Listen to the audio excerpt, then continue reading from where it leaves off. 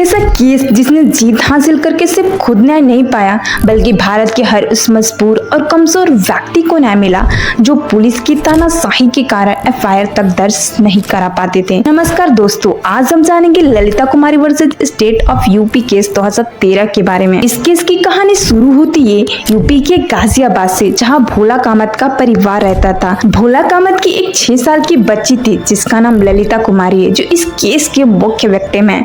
ललिता कुमारी एक रात घर से बाहर खेलने के लिए आती है, लेकिन जब वह रात के 9 बजे तक घर नहीं आती है तो उसके परिवार वाले परेशान हो जाते हैं और उसे इधर उधर ढूंढने लगते हैं। बहुत देर तक ढूंढने के बाद भी सब ललिता नहीं मिलती है तो उसके पिता भोला कामत थक हार कर अपनी बेटी के किडनैपिंग का रिपोर्ट लिखवाने के लिए थाने जाते हैं, लेकिन पुलिस वाले उनकी एफआईआर तक दर्ज नहीं करते हैं और मामले को टालने की कोशिश करते हैं।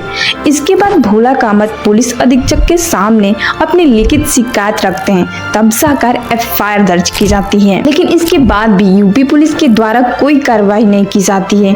पुलिस के गैर मनमाने रवैये से परेशान होकर भोला कामत आर्टिकल 32 का प्रयोग करके सुप्रीम कोर्ट में याचिका दायर किए। आप सबको पता होगा कि आर्टिकल 32 में 5 प्रकार के रिट्स याचिका की चर्चा है। अगर आपको नहीं पता कि वो 5 प्रकार की रिट कौन कौन है और उन रिट की सहायता से आप अपने मूल अधिकारों को कैसे बचा सकते हैं, तो आपको यह वीडियो जरूर देखनी चाहिए, जिसमें रिट से संबंधित सभी फैक्ट्स के बारे में बताया गया है। तो जानते हैं अब अपना मेन टॉपिक। भोला कामत सुप्रीम कोर्ट के समक्ष अपना तर्क रखते हुए कहे कि सीआरपीसी की धारा 154 जो अब बीएनएसएस की धारा 173 हो गई है, इसके अनुसार अगर कोई संज्ञेय अपराध जैसे अपहरण होता है तो पुलिस तुरंत एफआईआर दर्ज करने के लिए बाध्य है। अगर पुलिस कहती है कि जांच के बाद ही एफआईआर दर्ज करेंगे तो यह कानून का सीधा उल्लंघन है। साथ ही वादी ने अनुच्छेद 21 का उल्लंघन मानते हुए कहा कि पुलिस की लापरवाही ने ललिता कुमारी के जीवन और व्यक्तिगत स्वतंत्रता के अधिकार को खतरे में डाला है। साथ ही वादी ने इस बात पर जोर देते हुए कहा कि पुलिस की विवेक का अधिकार का गलत इस्तेमाल कर रही है। सीआरपीसी की धारा 154 जो अब बीएनएसएस की धारा 174 हो गई है, इसमें शैल शब्द का प्रयोग स्पष्ट दर्शाता है कि एफआईआर दर्ज करना अनिवार्य है, न कि विवेकाधीन। साथ ही अनुच्छेद 14 समानता के अधिकार का भी उल्लंघन माना। इसके बाद प्रतिवादी यानी यूपी सरकार ने तर्क देते हुए कहा कि सभी मामलों में तत्काल एफआईआर दर्ज करना अनिवार्य नहीं होना चाहिए।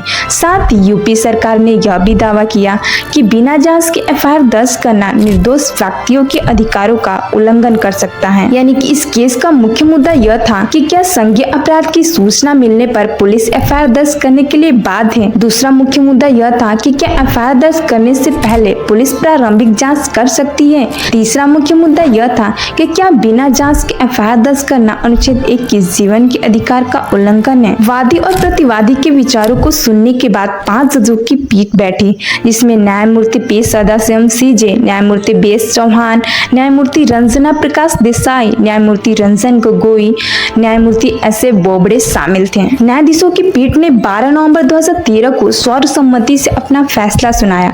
सुप्रीम कोर्ट ने अपना फैसला सुनाते हुए कहा कि किसी भी संज्ञेय मामले में पुलिस को तुरंत एफआईआर दर्ज करना अनिवार्य है।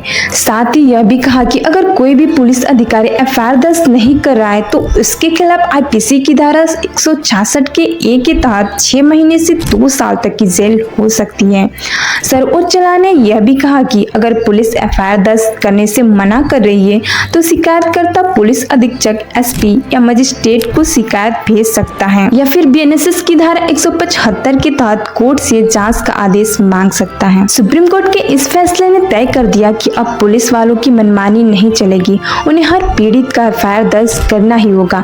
Lalita Kumari versus state of UP का केस एक महत्वपूर्ण लैंडमार्क जजमेंट है, जिसने भारतीय आपराधिक न्याय प्रणाली में एक महत्वपूर्ण बदलाव लाया। इस फैसले ने पुलिस को जवाब देने के लिए विवश किया और पीड़ित के अधिकारों की रक्षा करने में मदद की। नेक्स्ट वीडियो किस टॉपिक पे चाहिए कमेंट में जरूर बताना। हमारे साथ जुड़े रहिए और हमारे चैनल को सब्सक्राइब जरूर करिए।